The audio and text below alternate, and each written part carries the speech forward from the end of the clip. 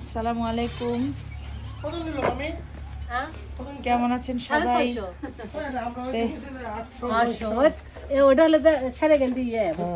তো গাইস, আমার মামিরা এই যে হাঁস পরিষ্কার করতেছে। আমার বড় মামি হাঁস নিয়ে আসছে আমাদের সবাইকে হাঁস খাওয়ানোর জন্য, নিজেই কিনে নিয়ে আসলো মামি।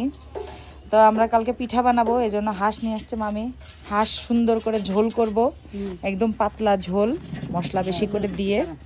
হ্যাঁ, সাথে হচ্ছে চিতই পিঠা খাওয়া হবে। তো এই জন্য চিতই পিঠার সাথে হাঁসের মাংস, শীতের দিনে সেই ট্যাস পৌড়া। যাই হোক, হাঁসটা কেমন হলো অবশ্যই কমেন্ট করে, পাতি না অবশ্যই কমেন্ট করে জানাবেন যে আমার মামির হাতের। এটা হচ্ছে মামির হাঁস না, এটা হচ্ছে ভালোবাসা। এটা হচ্ছে ভালোবাসা, খাবো আমরা কালকে ইনশাল্লাহ। হ্যাঁ, এটা হাঁস না তো, এগুলো ভালোবাসাই। তো মামি অনেক যত্ন করে নিয়ে আসছে। আর এই জায়গায় অতিরিক্ত দাম নেই। তো মামির আবার পরিচিত দোকান আছে, সেখান থেকে সুন্দর একটা হাঁস নিয়ে আসছে।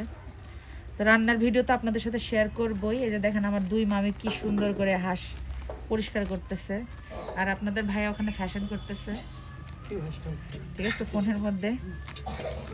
তো যাই হোক, একটু পরে রান্না বান্না হবে। আজকে হচ্ছে আমি দেখাই দেই, এই যে গরুর মাংস আছে অল্প একটু। আমার বড় মামি আমার জন্য আবার কাঁচা কাঁঠাল রাখছে। কাঁচা কাঁঠালটা কই? আচ্ছা, কাঁচা কাঁঠালটা রাখছে আমার বড় মামি, ফ্রিজে রাখছিল। তো কাঁচা কাঁঠালটা দিয়ে আজকে এই গরুর মাংসটা রান্না করব।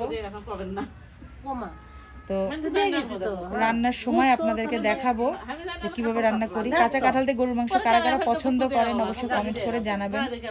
আর কাঁচা কাঁঠাল দিয়ে গরুর মাংস আমার অনেক পছন্দ, শুধু পছন্দ 650 টাকা নিয়েছে হাঁসটা। আর এই যে এখন আমার মামা বসলো, হ্যাঁ, আজকে খুদ ধরার জন্য রেডি মামা। তো মামা একটা টাটা দিয়ে দেন। তো যাই হোক, সবাই ভালো থাকবেন, সুস্থ থাকবেন, আল্লাহ হাফেজ। আর আমার মামা মামিদের জন্য সবাই দোয়া করবেন। আল্লাহ হাফেজ।